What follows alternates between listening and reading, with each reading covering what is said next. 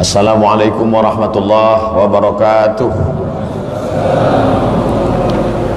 Alhamdulillahilladzi ja'ala al-jum'ata afdalal ayyam, wassalatu wassalamu ala sayyidil anam wa ala alihi wa ashabihi al-kiram.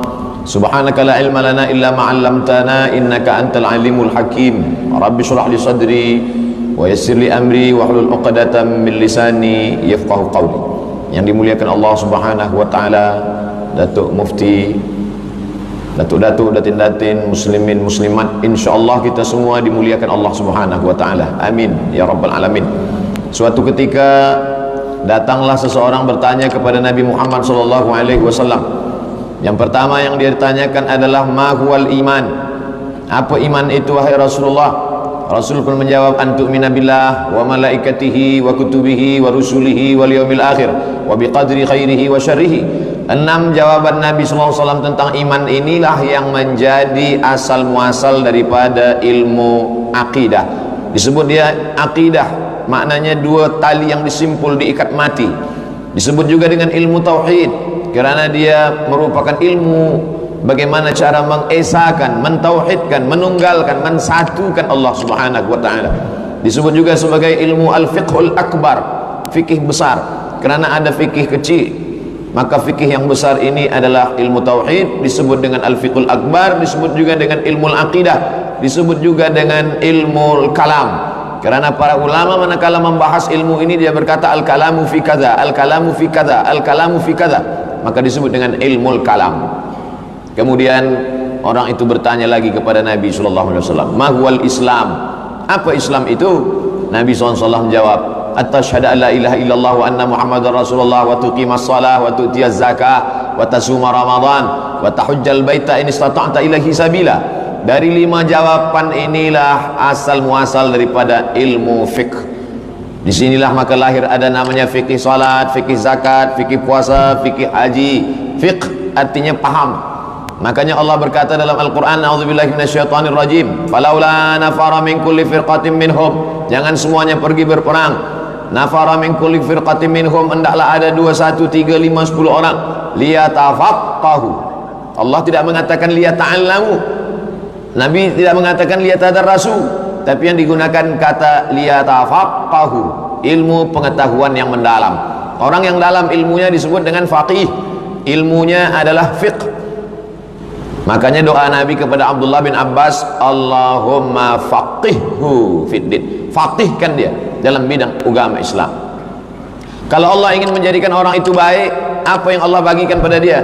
May yuridillahu bihi khairan yufaqihhu fiddin. Allah faqihkan dia, Allah dalamkan ilmu agamanya. Kalau pertanyaan tentang iman menjadi ilmu kalam, ilmu akidah. Kalau pertanyaan tentang Islam menjadi ilmu fikih, maka yang ketiga inilah dia pertanyaan mahwal ihsan. Apa ihsan itu ya Rasulullah? Rasulullah SAW menjawab, anta abudallaha ka'annaka tarah, engkau sembah Allah seakan-akan engkau melihat dia. Fa illam takun tarahu fa innahu yarak. Kalau engkau tidak melihat dia, maka sesungguhnya dialah yang melihat engkau.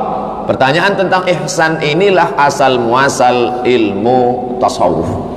Setengah orang tak bersetuju dengan tasawuf. Tasawuf ini datang belakangan, tak ada tasawuf. Yang tak bersetuju dengan tasawuf, bila kita tengok, kita baca kitab-kitab mereka, maknanya sama, tapi dia guna kata lain, tazkiyatun nafs. Jadi saya tengok ada tulisan besar di luar, tazkirah sebelum Jumat, tazkiyatun nafs. Kenapa dipilih kata tazkiyatun nafs? Diambil dari Al-Quran. Wa nafsin wa ma sawwaha, demi jiwa dan penciptaannya, fa alhamaha fujuraha wa taqwaha, diberikan Allah 2 jalan, jalan fujur dan jalan takwa. Qad aflaha man zakkaha, beruntunglah orang yang mensucikan jiwanya. Qad khaba man dassaha, rugilah orang yang mengotori jiwanya. Dari kata zakka, yuzakki, tazkiyah, inilah berasal ilmu tasawuf. Yang menggunakan kata tasawuf apa maknanya? Maka ditanyakanlah kepada para ahli tasawuf, apa tasawuf itu? Man safa qalbuhu lillah, siapa yang hatinya bersih kerana Allah Subhanahu wa taala. Jadi kalau ada ulama yang sibuk membahas tentang wujud, qidam, baqa, mukhalafatul awadith, qiyamuhu bi nafsihi wahdaniyah, qudrat, iradat, ilmun, hayat, sama', basar, kalam, akidah. yang membahas tentang masalah halal, haram, makruh, mubah, sunat, sunan muakkad, syarat, rukun, wajib, fiqh.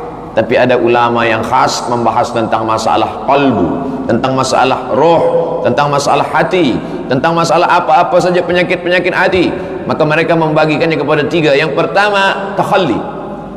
Takhalli mengkosongkan hati daripada semua al-akhlaquz zamimah, semua yang kotor-kotor dibersihkan daripada dalam hati. Ada cawan, cawan ini kotor, di dalamnya ada sampah, di dalamnya ada debu. Lalu cawan yang kotor ini dituangkan air zam-zam. Air zam-zam tak dapat mensucikan cawan, tak boleh diminum. Cawan tetap kotor, zam-zam pun ikut rosak disebabkan oleh cawan yang kotor. Lalu bagaimana bila kita ingin minum air zam-zam? Cuci, basuh dulu cawan. Selepas cawan dibasuh, barulah tuangkan air zam-zam. Selepas air zam-zam dituang, barulah diminum dengan doa Allahumma inni as'aluka ilman nafi'an wa rizqan wasi'an wa shifaan min kulli da'in wa saqamin bi rahmatika ya arhamar rahimin. Tiga proses ini itulah yang disebut dengan tasawuf. Yang pertama, takhalli, mengkosongkan hati dari segala sifat-sifat yang merosakkan hati. Apa yang paling besar penyakit hati? Iblis keluar dari surga bukan kerana minum khamar. Iblis keluar dari surga bukan kerana makan riba. Tapi mengapa dia keluar? Allah tanya kepada dia, "Ma mana'aka alla tasjuda li Adama idh amartuk?" Kenapa engkau tak mahu bersujud kepada Adam manakala aku suruh engkau sujud? Apa jawab dia? "Khalaqtani min tin." Kau ciptakan aku dari tanah. Wa khalaqtahu min tin. Dia kau ciptakan dari tanah. Wa khalaqtani min nar. Aku kau ciptakan dari api. Ana khairum minhu. Aku lebih baik daripada dia. Sifat yang mengotori hati adalah takbur. Merasa sombong, merasa angkuh, merasa diri lebih tinggi, lebih hebat, lebih besar, lebih mulia. Maka kita sehari semalam diperintahkan Allah subuh 4 kali, qabliyah subuh 4 kali menempelkan kening ke lantai, merasakan kita bukan apa-apa. Wahai engkau yang tinggi kuasamu, wahai engkau tinggi ilmu, wahai engkau yang tinggi banyak hartamu, kau tempelkan kening ke lantai dan berkata subhana rabbiyal a'la. Bukan aku yang tinggi, a'la, yang maha tinggi adalah Allah subhanahu wa ta'ala. Apa kata Allah kepada iblis? Malaka anta takabbara fiha. Engkau tak layak untuk menyombongkan diri, merasa diri engkau besar di dalam surga. Ukhruj, keluar dari surga. Innaka minas saghirin. Kau kecil, tak ada apa-apanya. Oleh sebab itu akhlak yang pertama adalah membuang sifat takbur. Bila ada orang anaknya lahir, kita disuruh melawat, menengok budak yang baru lahir, mendoakan barakallahu laka fil mauhub wa syakartal wahib wa ruzqta birrahu wa balagha asyuddahu. Semoga Allah memberikan berkah pada engkau anak yang baru lahir, jadikan Allah di anak yang soleh dan solehah. Semoga engkau diberikan berkah, dia berbakti kepadamu sampai usia dewasa hingga dia akhir hayat. Sebenarnya inti masalahnya bukan pada datang makan potong kambing itu, tapi yang diinginkan adalah supaya kita tahu asal muasal kita, tapak kaki kita 2 jari, panjang kita sejengkal. Akhrajakum min butuni ummahatikum. Dia yang mengeluarkan kamu dari rahim perut ibu kamu, la ta'lamuna syai'a. Kamu tak tahu apa-apa. Sebenarnya begitu cara Allah menegur kita, mengingatkan kita. Sebab khutbah tak masuk ke telinga, tausiah kadang kita tak masuk ke hati, tapi ada sesuatu yang nampak dengan mata, lisanul hal, pengalaman yang kita alami dengan mata, afsah min lisanil maqal. Kadang lebih masuk ke hati daripada telinga, kadang lebih masuk ke dalam tangkai jantung daripada kata-kata keluar dari mulut. Oleh sebab itulah maka kita datang menengok orang yang anaknya baru saja lahir. Akikah nama syariat yang diajarkan Nabi Muhammad sallallahu alaihi wasallam. Man syahidal janazata, siapa yang menyaksikan jenazah hatta tusalla alaiha, sampai ikut salat jenazah, lahu qirat, dia dapat pahala 1 qirat. Wa man syahidal janazata, siapa yang menyaksikan jenazah hatta tudfana, sampai jenazahnya masuk ke liang lahat, lahu qiratan, dia dapat 2 qirat. Sahabat bertanya, wa mal qiratan ya Rasulullah? Apa qirat itu ya Rasulullah? Kata Nabi, mithlul jabalainil azimaini, seperti 2 bukit Uhud yang besar. Apa sebenarnya inti daripada masalah melawat, melihat, berziarah kubur itu? Menyadari diri bahwa kita bukan apa-apa. Mana dulu orang yang kaya, mana dulu orang yang tinggi kuasanya, sampai ke liang lahat, tinggal yang di bawah hanya sehelai, 2 helai, 3 helai kain kafan semata. Semuanya akan dibagi kepada ahli waris. Mengingatkan kita, man tawadha'a, siapa yang merendahkan dirinya, menghilangkan takburnya, menghilangkan sombongnya, illa rafa'ahullah, maka Allah akan mengangkat darajahnya. Kita hari Jumat ini datang termasuk orang-orang yang menghilangkan sifat takbur, insyaallah. Idza nudiya lis-salati min yaumil jumu'ah, kalau kamu sudah dipanggil untuk melaksanakan salat Jumat, fas'au ila dzikrillah, bersegeralah mengingat Allah, datang ke masjid melaksanakan salat Jumat. Wadharul bai', tinggalkan niaga. Nampaknya niaga saja, karena memang dalam hidup ini ada membeli, ada menjual, ada take, ada give, ada memberi, ada menerima. Maka semua transaksi kita tinggalkan. Bahkan yang di sekolah, yang di madrasah, yang di office, walaupun mereka tidak berniaga, tapi dua orang yang menjalin memberi menerima, maka semuanya ditinggalkan. Kita rendahkan hati, kita rendahkan diri hanya kepada Allah Subhanahu wa taala. Penyakit manusia yang paling mengerikan adalah angkuh, sombong. Iyakum, kata Nabi sallallahu alaihi wasallam, sombong inilah yang meluluh lantakkan, merontokkan semua amal-amal kita sehingga tak bernilai di hadapan Allah Subhanahu wa taala. Berapa banyak, berapa lama amal paling banyak amal iblis, sebab dia adalah, apa kata Allah dalam Al-Quran surat Al-Kahfi, kana minal jinni, jin, kana dia iblis itu minal jinni, dia berasal dari kalangan jin. Fafasaqa an amri rabbih, tapi dia melawan perintah Allah. Yang dia lawan perintah Allah satu saja, sujud kepada Adam.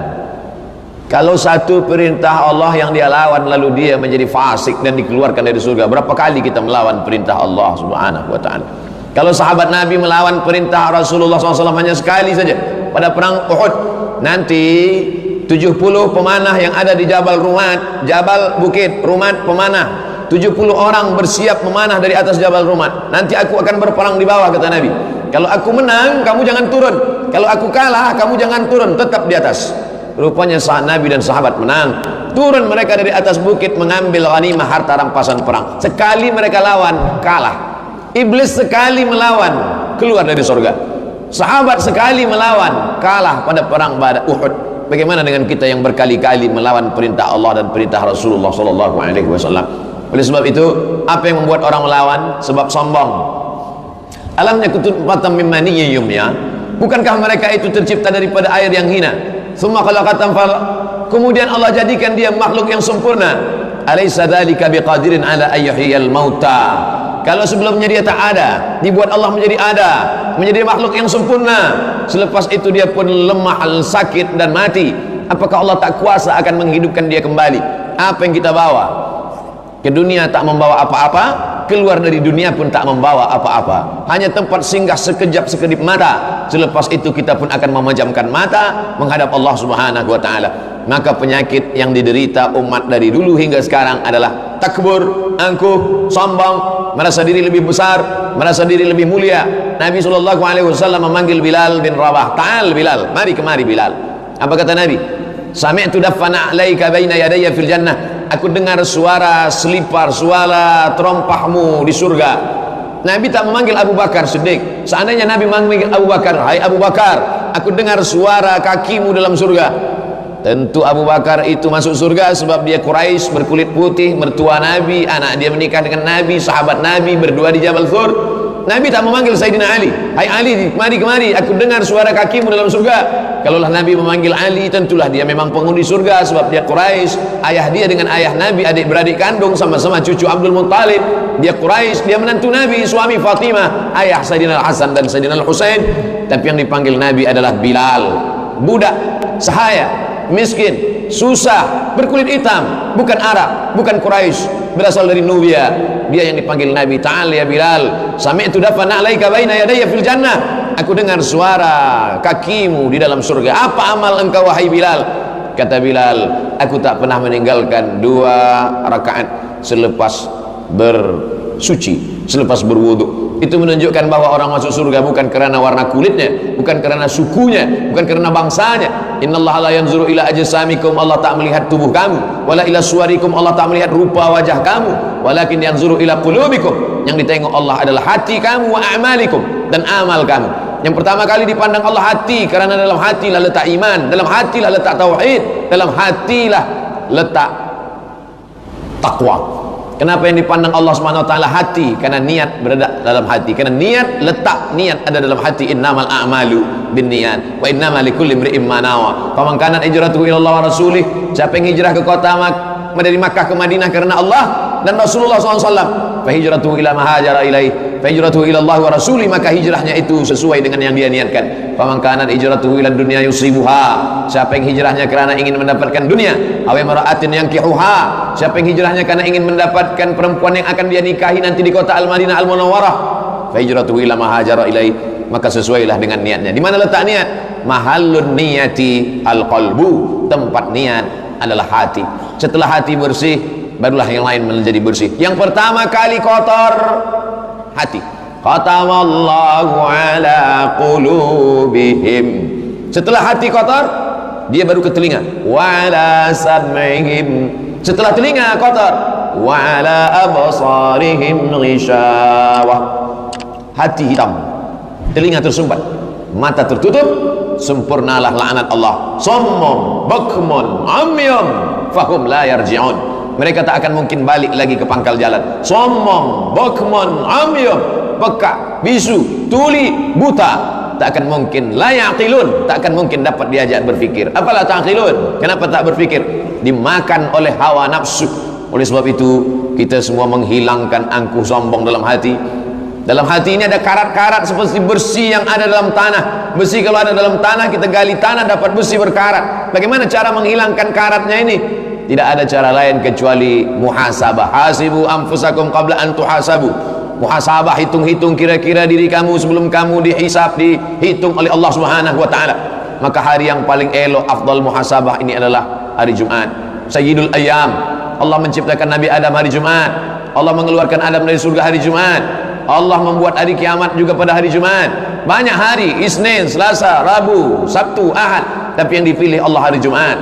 Banyak bulan, tapi yang dipilih Allah bulan Syahrul Ramadan alladzi unzila fihi al-Quran. Banyak tanah, tapi yang dipilih Allah tanah adalah Makkah Al-Mukarramah. Banyak manusia, tapi yang dipilih Allah adalah Sayyidina wa Maulana Muhammad sallallahu alaihi wasallam.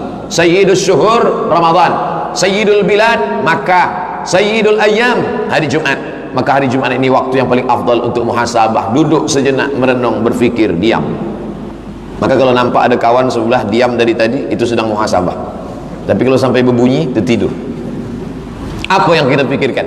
Yang kita pikirkan kita sedang berada di mana, kita sedang berbuat apa, kita akan berapa lama di sini, apa yang akan kita bawa menghadap Allah Subhanahu wa taala. Hilangkan keangkuhan, hilangkan kesombongan, dengar nasihat orang, duduk sama rendah, tegak sama tinggi, mati akan menghadap Allah sendirian. Yang hari ini banyak kawan, banyak sahabat. Walaqad ji'tumuna furada kama khalaqnakum awwala marrah. Kamu akan datang menghadap aku nanti sendirian sebagaimana dulu aku menciptakan kamu sendirian, dan kamu pun keluar sendirian, kamu akan datang menghadap aku sendirian. Bagaimana dengan anak, istri, sahabat, kawan, jiran? Yauma yafirrul mar'u min akhihi. Hari itu orang akan lari dari saudara kandungnya, wa ummihi, mak kandung, wa abihi, ayah kandung, wa sahibati, istri lari dari suami, suami meninggalkan istri, wa bani, anak-anak pun tak boleh dapat menolong. Yang dapat menolong siapa? Waladun salihun, yang terjaga di tengah malam berdoa, Rabbighfirli wa liwalidayya warhamhuma kama rabbayani shaghira. Harta,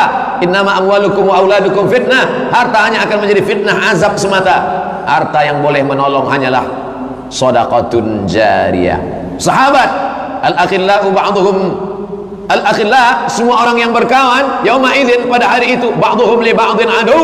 Mereka akan bermusuhan, berkelahi, saling menyalahkan. Kerana engkaulah aku mabuk, kerana engkaulah aku berzina, kerana engkaulah aku guna dadah, kerana engkaulah aku makan riba. Illal muttaqun, kecuali orang yang bertakwa. Orang yang bertakwa di hadapan Allah saling memuji. Aku berterima kasih kerana engkau aku tahu baca Yasin, kerana engkau aku tahu baca Quran, kerana engkau aku tahu bersedekah. Mereka yang bertakwa saling memuji, berkawan di dunia, berkawan di masjid, berkawan juga nanti di padang mahsyar, kerana mereka termasuk yang dicari Allah Subhanahu wa taala. Ainal mutahabbuna bi jalali?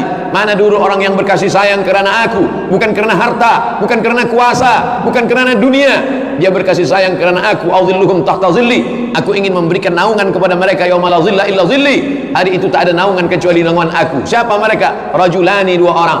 Tahabba fillah, berkasih sayang kerana Allah. Ijtama'a alaih, bertemu kerana Allah. Wa tafarraqa alaih, berpisah pun kerana Allah. Kenapa kita kadang tak lama berkawan bersahabat? Sebab sombong, angkuh. Alhamdulillah, selama di Malaysia ini, Kuala Lumpur, Melaka, Pahang, Terengganu, esok kembali lagi. Sudah bertahun-tahun saya datang, dari 2014 hingga 2020 yang saya jumpai adalah orang baik-baik, rendah hati. Mudah-mudahan kita sentiasa istiqamah, bersahabat, berkawan kerana Allah Subhanahu wa taala. Adapun keangkuhan, kesombongan, siapa yang paling angkuh, paling sombong, tidak hanya berkata bahwa aku mulia, apa kata dia? Ana rabbukumul a'la, aku Tuhan kamu yang paling tinggi. Ucapan Fir'aun, ana rabbukumul a'la, aku Tuhan yang paling tinggi. Bagaimana cara Allah menghinakan Fir'aun? Allah menghinakan Fir'aun mati ditelan Laut Merah. Sama-sama air yang menyelamatkan Musa alaihi salam ketika dihanyutkan oleh ibundanya. Air itu juga yang menenggelamkan Fir'aun. Allah ingin menunjukkan budak kecil, baby, tak ada daya, tiada upaya. Kalau Allah berkehendak selamat di atas air. Tapi Fir'aun dengan segala kekuatannya mati di dalam air. Jangan putus asa walaupun kau lemah seperti bayi. Jangan engkau sombong walaupun kau hebat seperti Fir'aun. Air yang sama, air itu juga yang menghidupkan, air itu juga yang mematikan. Karena kuasa ada pada Allah. Innama amruhu idza arada syai'an ayaqula lahu kun fayakun. La haula wala quwata illa billah. Oleh sebab itu, kesombongan, keangkuhan hilangkan, bersihkan dari dalam hati kita. Saya dibagi waktu hingga pukul 1.20. Pembahasan kita mensucikan hati. Baru satu saja. Nampaknya 40 Jumat baru kita selesai. Yang kedua, selepas sembuh hati ini daripada penyakit takbur, sombong, hasad. Iyyakum wal hasada, bersihkan hati dari penyakit hasad. Fa innal hasada yakulul hasanat, kerana hasad akan memakan semua amal-amal. Kama ta'kulun narul hatab, sebagaimana api memakan kayu bakar. Dulu orang kampung ingin menikahkan anak, dia kumpulkan kayu api hingga setahun. Dapat kayu kumpul, dapat kayu kumpul, kayu dijemur kering untuk memasak sebagai macam-macam makanan. Selepas itu datang nyala api yang dikumpul, api yang membakar kayu terkumpul setahun, dalam waktu 15 menit hancur menjadi arang berubah menjadi debu dihembus angin, tak bermakna. Begitulah amalan-amalan orang yang hasad. Makanya kalau ada rasa hasad dari dalam hati, hilangkan. Bagaimana cara menghilangkan hasad dari dalam hati? Doakan. Apa hasad itu? Hasad itu dua. Pertama, karahatun ni'mah alal mun'ami alaih, tak suka melihat orang lain dapat nikmat. Datang orang lain dapat nikmat, dia yang demam.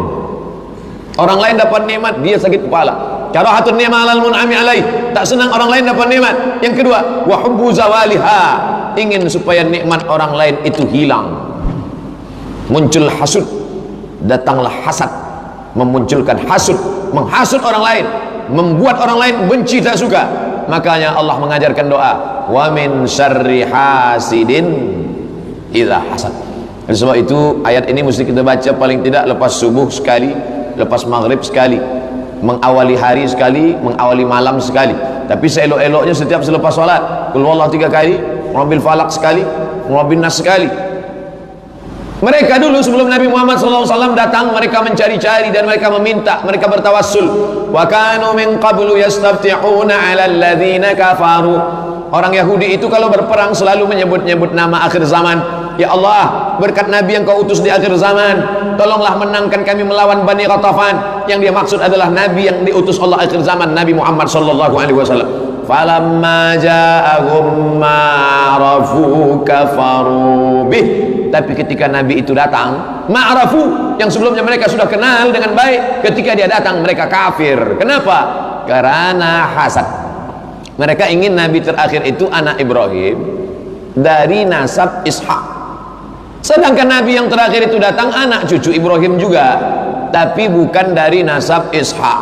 Ibrahim Ismail, Muhammad SAW bin Abdullah bin Abdul Muttalib bin Hashim bin Abdi Manaf bin Qusay, keturunan Adnan, cucu cicit Ismail, anak Ibrahim alaihissalam. Sedangkan dalam kitab suci mereka dikatakan Nabi terakhir yang datang itu keturunan Ibrahim. Dia sangka dari nasab Ishak, rupanya yang datang itu dari nasab Ismail. Hanya kerana berbeza nasab saja pun mereka tak mau menerima. Tapi kita orang Melayu, kita tak pernah permasalahkan. Yang Ishak pun kita percaya, yang Ismail pun kita percaya, dan kita tiap-tiap hari berkata asyhadu an la ilaha illallah wa asyhadu anna Muhammadan Rasulullah sallallahu alaihi wasallam. Kita tak ada hasad, mereka hasad.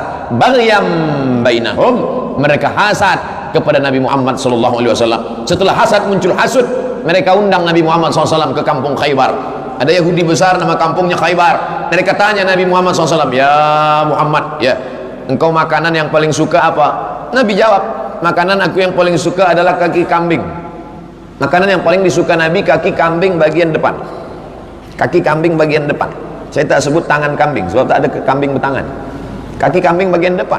Kita bila ada tamu, kita tanya makanan yang dia suka, kita nak senangkan hati dia. Rupanya Yahudi ini tidak. Dia tanya apa makanan paling suka, disitulah dia tanamkan racun sebanyak-banyaknya sebab dia ingin membunuh Nabi Muhammad SAW. Tapi Nabi tak sama dengan kita. Datang Jibril alaihissalam bagi tahu, ya Muhammad itu ada racun. Nabi tak makan. Tapi sahabat Nabi yang memakannya mati. Kenapa Allah tak bagi tahu? Kenapa Jibril tak bagi tahu? Sebab Allah ingin memuliakan dia, ingin menjadi syahid. Selepas itu ditangkaplah yang meracun ini. Ditanya dia, kenapa kamu racun Muhammad? Yahudi memang pandai berkelit dan berkilat. Kenapa kamu racun Muhammad? Apa kata dia? Aku nak tes je, ini Nabi asli original apa Nabi palsu. Betapa jahatnya Yahudi. Dari hasad muncul hasud, membunuh. Mereka curi rambut Nabi. Mereka cari rambut Nabi, mereka curi, mereka ikat dalam tali, mereka masukkan ke dalam perigi, mereka sihir Nabi SAW. Datang Jibril, turun 11 ayat. Mereka ikat rambut Nabi dalam 11 simpul.